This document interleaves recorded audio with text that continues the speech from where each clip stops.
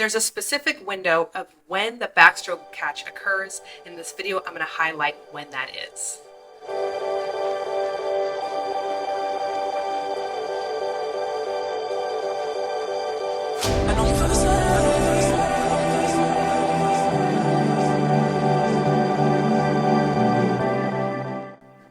Hey swimmers, welcome back to the Swim Vice channel. I'm Coach Mandy, and today's quick tip video is highlighting exactly the timing of when the catch occurs within the backstroke stroke cycle.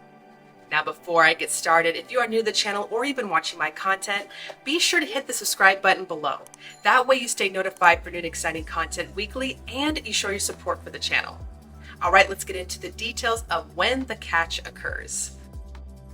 Okay swimmers, so in this video, I'm going to be highlighting the timing of the backstroke catch.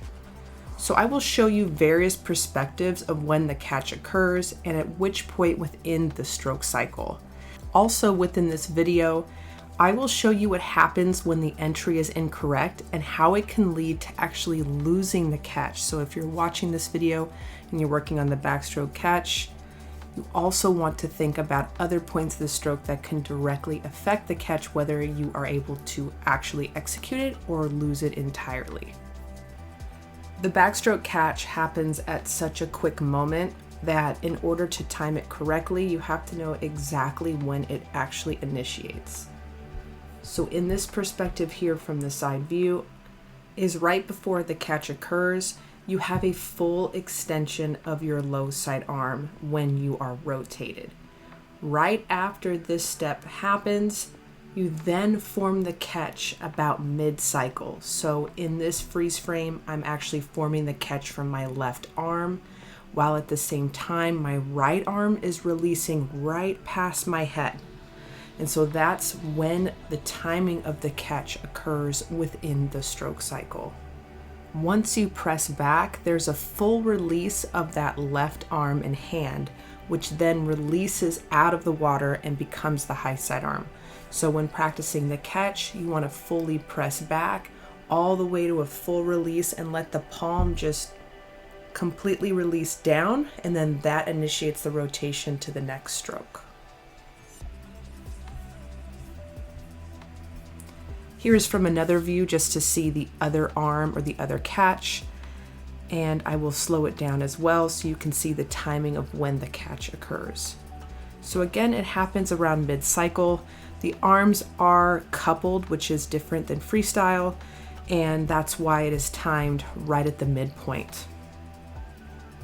So you will see in just a moment from that freeze frame, you can see right here there's an initial catch that starts to occur where the form of it is happening from the forearm and the hand combined. And so in this freeze frame, I'm initiating the catch, and that is with my opposite arm. My left arm is releasing forward. Once the left arm releases forward and also passes my head position, so right at that midpoint is when the catch is fully formed. And so that's where it's actually timed within the stroke cycle. As you see right here. So mid-cycle, my right arm has fully formed the catch, which at this point, once I move forward, I would be pressing back with my forearm and hand to a full release at my hip. So my palm will release down, and then that will initiate the next stroke where my right arm becomes the high side arm. So this is where you can see the full catch timed from a side view. Now, if you're not able to see it fully, continue to watch this video because I have another perspective where you can see the same exact timing. So from this forward view, you can see the catch happens from the side, and it happens about mid-cycle when the high side arm is released pretty much to the point of my head position.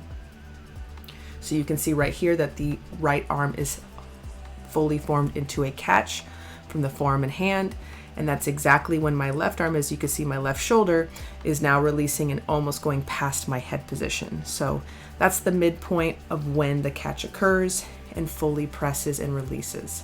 You can also see it on this side on my left. Same thing, same timing. You can see my right shoulder right out of the right underneath the surface of the water, and it's timed right at that point when it's going to pass my head position, and that is mid-cycle, and that's when the catch occurs at the same time the arm is releasing forward or in the direction that you want to swim it. A common mistake when practicing backstroke is to form the catch too soon, which makes the stroke cycle happen a little too rushed, a little too soon, and then you're not able to get any traction in the water, and essentially you're actually slipping. So here you wait just a little bit longer. It is coupled, but it happens at that midpoint. So here it is in full speed again. And you can see when it is synced, and it's almost as if they pass each other, and then that's when it occurs. Now, as mentioned early on in this video, I will show you what happens when you lose the catch, and it has to do with where your arms are entering. So here you can see my arms are crossing over, and when the arms sweep or cross over, you can lose the catch no matter how much you try. So right here in this freeze frame, you can see my left arm has swept across the midline of my body, and what happens is you'll lose the catch completely. See how my arm is totally straight, essentially losing the catch, and that's all due to your arm sweeping across the midline of your body, even if you are practicing the catch. So that's why it's important to understand that entering wider is also going to lead to a proper catch. Here is from an elevated view, so you can see the timing of both arms in sync, and you can see the catch occurs mid-cycle at the same time the high set arm is crossing past my head position.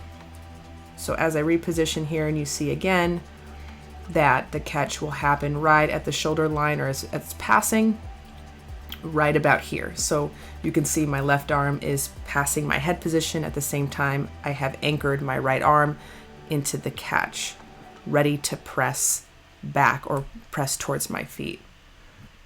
You could also see it again for the other side, same thing, consistent. The right arm is releasing past my head position while my left arm is now anchored in the water as the catch position, then would press back towards my feet to release as the high set arm again.